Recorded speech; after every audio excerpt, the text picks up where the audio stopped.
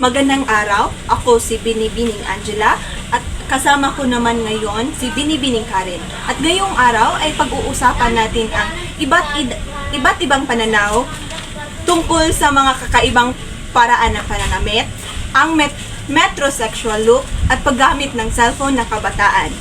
At kasama namin ngayon sina Binibining Madeline at Binibining Angel na magbibigay ng kanilang mga opinyon tungkol dito. Kumusta ka, Madeline? Magandang araw rin sa iyo, Angela. Mabuti naman. Salamat sa pag-imbita.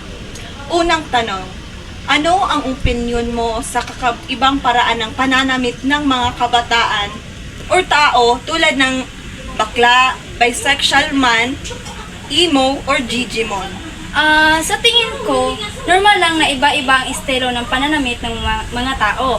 Ang bakla, bisexual at mga emo, halimbawa ay nagpapakita ng kanilang personalidad tungo sa kanilang pananamit.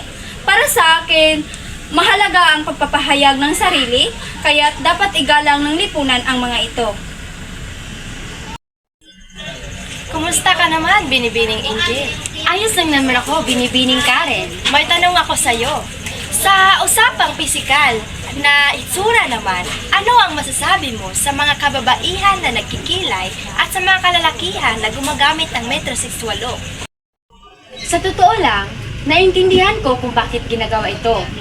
Para sa iba, mahalaga ang pag-aayos ng sarili, babae man o lalaki. Nakikita ko ito bilang bahagi ng self-care at pagpapahalaga sa sarili. Wala naman sigurong masama doon, basta komportable sila.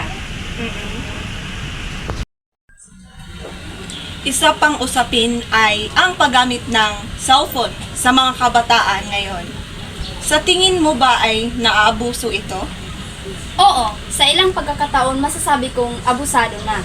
Maraming kabataan na tila nakatuon na lamang sa kanilang mga cellphone, mula sa social media hanggang sa paglalaro ng mga online games.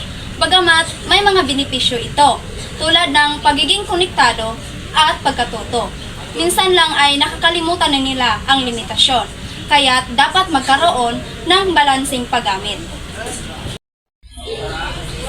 Ngayon, punta naman tayo sa mas personal na tanong.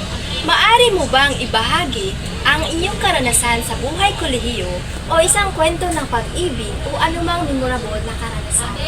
Sa kolehiyo, isa sa pinaka-memorable na karanasan ko ay ang pagharap sa hamon ng academics at personal na buhay. Naranasan ko din ang liham na pag-iibigan. Pero sa kabuuan, masaya at puno ng aral ang buhay kolehiyo.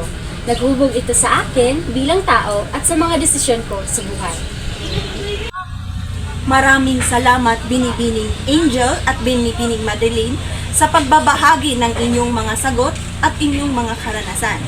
At tunay na naka-impluwensya ang paraan ng pananamit, pisikal na itsura, at ang teknolohiya sa ating kultura at pagkatao.